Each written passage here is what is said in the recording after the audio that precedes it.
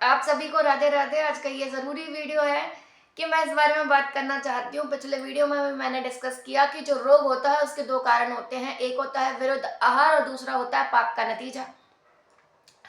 तो जैसे आप कर्म करते हो उसके फलस्वरूप आपको आपके जीवन में कष्ट झेलने पड़ते हैं। गरुड़ पुराण में भी वर्णन आता है कि आपने पिछले जन्म में जो कर्म किए हैं उसी का फलस्वरूप आपके शरीर में रोग उत्पन्न हो जाते हैं।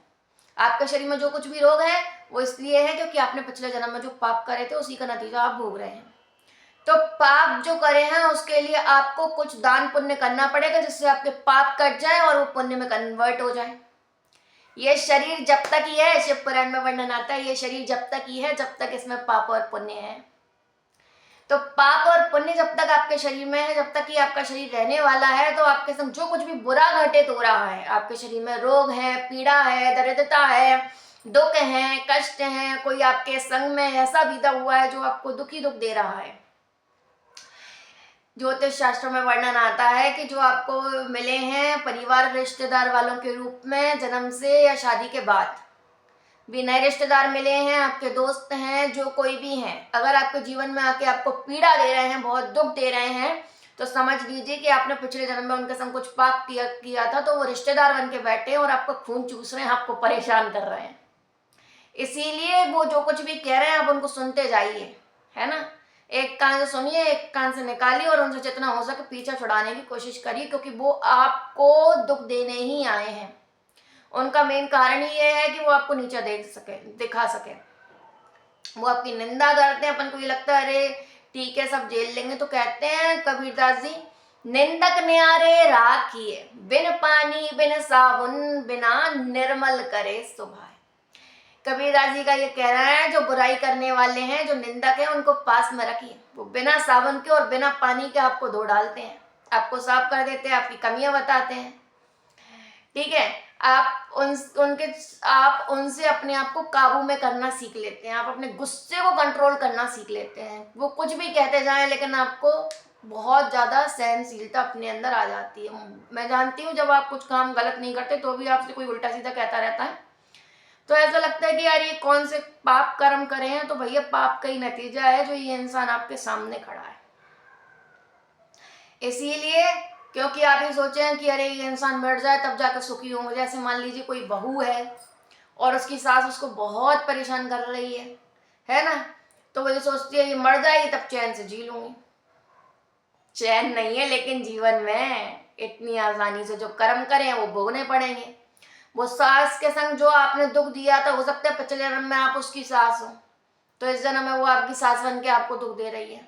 अब आप सोच रहे हो वो सास मर जाएगी तब हम सुखी होंगे, तो ऐसा नहीं होगा। वो ही सास बहू के रूप में परिवर्तित हो जाएगी, बहू बन के आ जाएगी। मरने के बाद एक ही कुल में उत्पन्न होते रहते हैं, फिर कोई बेटा बनता है, फिर वो कोई पिता बनता है, फिर बेटा बनता है, फिर पिता बनता है, उसी कुल में उत्पन्न होते रहते हैं, अगर आत्मा को मुक्ति नहीं मिलती तो कहने का तात्पर्य ये है कि किसी को दुख मत दो, नहीं तो फिर वो आपके रिश्तेदार परिवार वालों के रूप में बन के आके आपको फिर दुख देगा, है ना।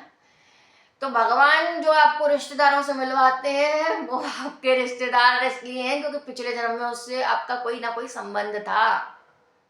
ठीक है, इसलिए कर्मों को बहुत सोच समझ के करो, किसी को दुख दर्द मत दो, क्योंकि अगर आप इस जन्म में किसी को दुख दर्द दोगे तो वो अगले जन्म तक आपका पीछा नहीं छोड़ने वाला, है ना। किसी भी दोष रोपण मत करो, किसी की सास बुरी नहीं होती, है ना, किसी की भी सास बुरी नहीं होती, बुरी तो माँ होती है जिसके कर्मों की सजा एक लड़की भुगतती है। अब माँ भी बुरी नहीं है तो आपने पिछले जन्म में हो सकता है जो सास आपकी परेशान कर रही है, पिछले जन्म में आप उसकी सास हो, आपने उसको परेशान किया, तो इस जन्म में वो आपकी सास बन के आपको परेशान कर रही है।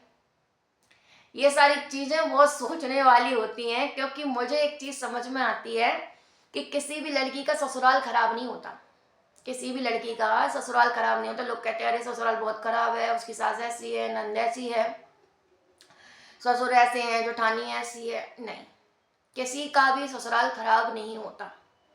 भगवान जब एक हाथ से कुछ छीनते हैं, जब दूसरा कुछ देते हैं ना, तो वो उससे बेहतर ही होता है। एक लड़की का जो मायका होता है ना, उससे कहीं ज्यादा बेहतर उसका ससुराल वाले होते हैं। अब ससुराल में जाके लेकिन सास परेशान क्यों करती है, तो सबसे पहले ये बात समझिए, गीता जी में भगवान कृष्ण कहते हैं कि इंसान अपने कर्मों को भोग रहा है। गरुड़ पुराण में मैंने एक श्लोक पढ़ा था, उसका अर्थ यह था कि किसी भी इंसान में इतनी क्षमता नहीं है कि कोई आपको दुख दे सके। आप अपने दुखों के स्वयं कारण हैं। अगर आप अपने दुखों के स्वयं कारण हैं तो फिर आपको दुख क्यों दे रहा है कोई? क्योंकि कभी कभार मुझे पढ़कर ये लगता है कि जो इंसान मुझे मेरे जीवन में आके दुख दे रहे हैं, मैं ऐसा दुख उनको दिया नहीं है जो मुझे रिटर्न में मिल रहा है। तो ज्योतिष शास्त्र में ये चीज आती है कि जन्म से आपको जो कोई भी मिला, रिश्तेदार परिवार वालों के रूप में, ये वो लोग हैं जिनके संग आपने पिछले जन्म में पाप किया था ना, तो वो बदला लेने आए हैं। देखिए, अगर आपके जीवन में आकर आपको कोई रिश्तेदार परिवार वाला दुखी दे रहा है, आपके माता पिता दुख दे रहे हैं, आपका भाई दुख दे रहा है, आपकी बहन दुख दे रही है, आपके सास ससुर दुख दे रहे हैं, आपकी नन्द दुख दे रही है, जैसे मान लीजिए आप हो, ठीक है, आप कोई लड़की हो या लड़का हो, ठीक है, मान लीजिए मैं अपना उदाहरण लूं, मेरे जीवन में आकर मुझे कोई भी दुख दे रहा है, ठीक है, मान लीजिए मेरे ससुराल वाले दे रहे हैं, मायके वाले दे रहे हैं, या मेरे दोस्त दे रहे हैं, या फिर जो भी है समाज में कोई दे रहा है, मुझे दुख दे रहा है, ठीक है।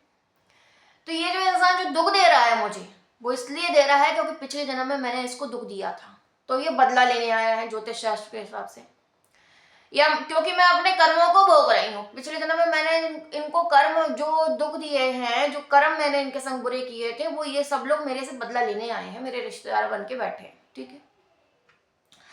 और अगर मैंने दुख नहीं दिए हैं तो किसने दुख दिए हैं? मेरे परिवार वालों ने। क्यों दुख दिए हैं इन लोगों को?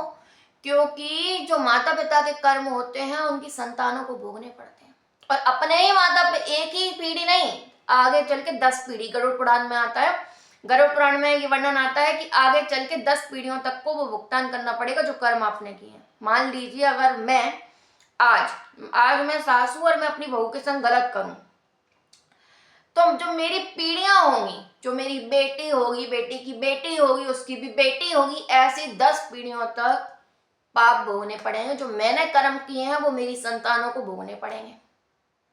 अगर मान लीजिए मैं अपनी बहू को दुख दे रही हूं, तो जो मेरे बेटे की, मतलब मेरी बहू की जो बेटी होगी, उसको उसके ससुराल में दुख मिलेगा, क्योंकि जो आंसू मैं किसी को रुला रही हूं उसका बदला तो कोई चुकाएगा ना, है ना।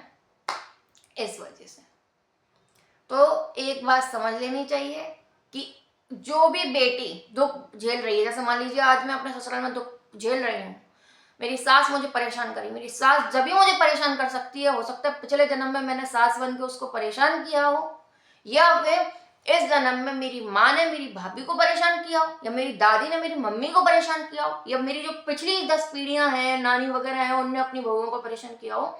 इस वजह से एक बेटी को दुख भोगने पड़ते हैं, ठीक है। ये कर्म कट जाते हैं जब आप दुख भोग लेते हो।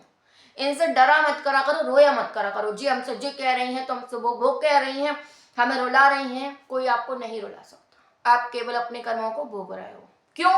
क्योंकि जो सास है, सास की बुद्धि सास नहीं चलाती, पति की बुद्धि पति नहीं चलाता, नंद की बुद्धि नंद नहीं चलाती, इनकी बुद्धि भी राम चलाते हैं। राम जब जिसका चित्त जैसा करते हैं ना, वैसा हो जाता है।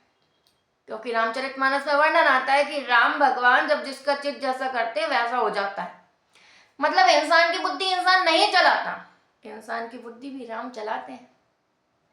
इसीलिए कहते हैं कि भगवान को भज लो, पाप कर्म मत करो, और अगर भगवान प्रसन्न हो गए तो सब कुछ ठीक हो जाएगा, है ना। किसी सबके जितने भी दुख है वो सब मिट जाएंगे। जैसे विभीषण जी थे, उनको बहुत दुख था, वो कहते थे, भगवान राम ने पूछा बताओ कैसे रहते हो विभीषण तुम लंका में, तुम साधु हो और तुम राक्षसों के बीच में कैसे रहते हो? तो वो कहते हैं भगवान जैसे दांतों के बीच में बेचारी जीभ, दांतों के बीच में जैसे बेचारी जीभ रहती है वैसे ही मैं रहता हूँ। तो भगवान कहते हैं उससे कि नरक में रहना अच्छा है, लेकिन विधाता जो है वो कभी भी दुष्टों का संग ना दे, है ना।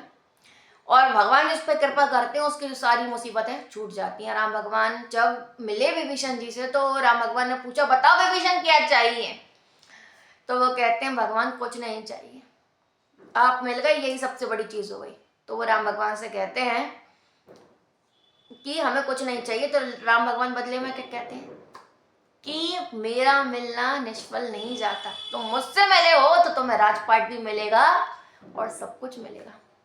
राजपाट भी मिला और मंदोदरी जैसी पत्नी भी मिल गई, पतिव्रता। आ रहा है समझ में? तो केवल ये शरीर जब तक ही है जब तक इसमें पाप और पुण्य है। हमेशा जीवन में खुश रहना चाहते हो, निरोगी रहना चाहते हो तो पाप करना छोड़ दो। अब पाप क्या है और पुण्य क्या है? तो जब इन हाथों का इस्तेमाल करके आप किसी से कुछ छीनते हो तो वो पाप करना होता है, और जब आप किसी को कुछ देते हो तो वो पुण्य करना होता है। तो पुण्यों को करो। इन हाथों की शोभा महंगे महंगे कंगन पहनने में नहीं होती है। चाणक्य नीति में आता है हाथों की शोभा महंगे महंगे कंगन पहनने में नहीं है। हाथों की शोभा तो दान करने में होती है। इंसान दान करने वालों को याद रखता है, महंगे महंगे गहने पहनने वालों को नहीं। ये तो यहीं टूट जाएंगे। लोग अपने ही घर वाले आपके सब चीजें जेवर वगैरह सब उतार लेंगे आपकी मृत्यु के पश्चात। इसीलिए दानी बनिए, लुटेरे नहीं। किसी का कुछ मत लूटो, क्योंकि जो चीजें आप दान करते हो वो ही अगले जन्म में आपको फलस्वरूप सब चीजें प्रदान हो जाती हैं। आज का ये वीडियो इतना ही, और भी वीडियोस बनाती रहूंगी। राधे राधे।